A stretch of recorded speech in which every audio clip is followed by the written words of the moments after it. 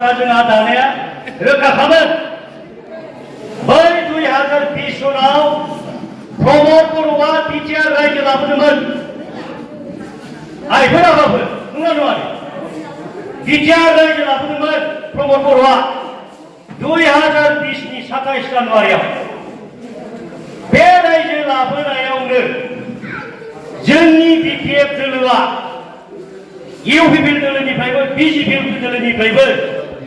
जों बिपिएफ दोलोआ जोङो बांसिन जोङो देरहासार जानो हायो 17 जन जों देरहाखै होनबा जों 17 जन देरहागोना देरहाखै दा बे रायजोआ मा बे प्रमद बर'नि लाबोनाय बिटिआर रायजोआ मा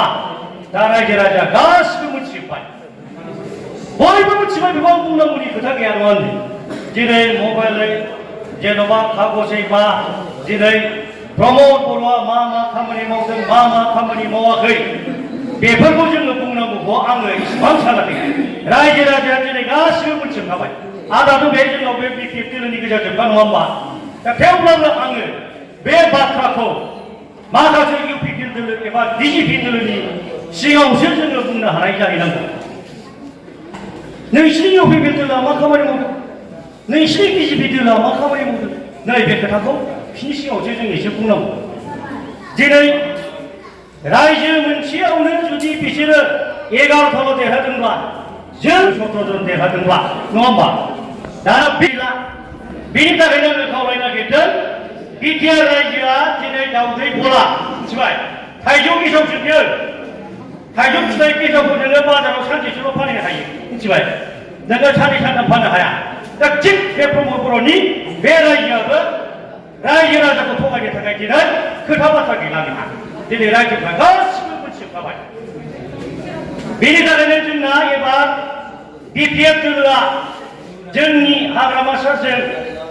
सामलायजानाय बिपिएफ दोलो नांगोल पार्टिया नैबे 2025 मायथाइनि सेप्तेम्बर दानाव जानो गोनां बिटिसि इलेक्सनाव जोंनि सरकार दानाया 100% निफ्राय डाबल 200% जों सरकार दागोना रोखा जोङो क'क्राझार डिस्ट्रिक्टआव 12थायाव जोङो थांनाय 2020 सनाव जोङो 9 जन देरहादों एबारथ' जोङो नैबे 2025 मायथाइनि जानो गोनां बिटिसि इलेक्सनाव जोंनि क'क्राझार डिस्ट्रिक्टआव 12था समितियाव जोङो 12थाबो जों देरहाजोबगोन माहाय जों 12थाबो जों देरहाजोबगोन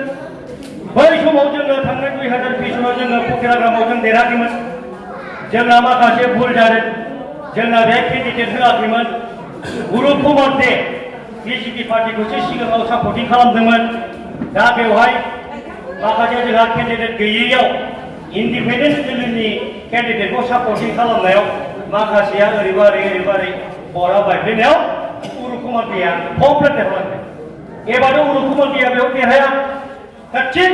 बे जोङो फकिराग्रामावबो जोंहा एबार देरहानाया जोंहा रोखा होमबा जों 9 जन खालामनो नालाय जों 9 जन देरहादों 9 जन थाखाजोबगोन होमबा 10 जन फैबाय दानिया कुसुगावआव मोनसे सेन्टारावहाय रिजार्भआवहाय रिगिं जादों बे आं दा बुंदोंना जोंनि भट कमिटिया स्ट्रं जानांगौ होननाया दा जोंनि बे भट कमिटिया स्ट्रं गैयैयावनो माखासे एनडिपि बिथांमोननि सापर्टिं जायगामोन आरो बियो कुसुगाव एरियायावहाय हरै मैनागुरि थाइजौगुरि बे साइडथिं जायो दा बेवहाय रिगिं खालामजानानै मात्र कुसुगावआव जोङो 360 न'खराव जोङो जेनदों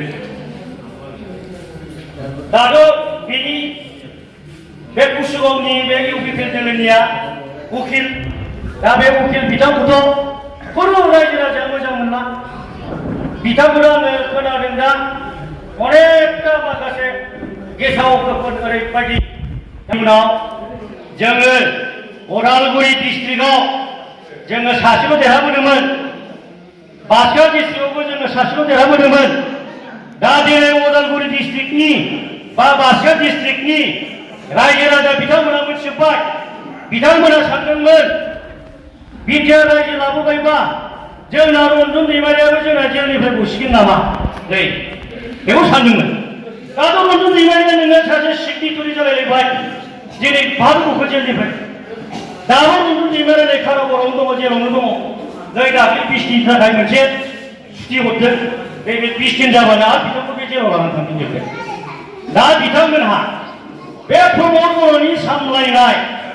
सरकारखौ नुनानै बा एनडिपि बिथांमोनाबो दिनै जेबो उन्नति जायैखौ नुनानै दा बिथांमोना दिनै दाख्लैसो 1-1.5 माससो जाबाय आरो दा बिसोरो गोदानै मोनसे पलिटिकेल पार्टि दाबाय एपिबि होनो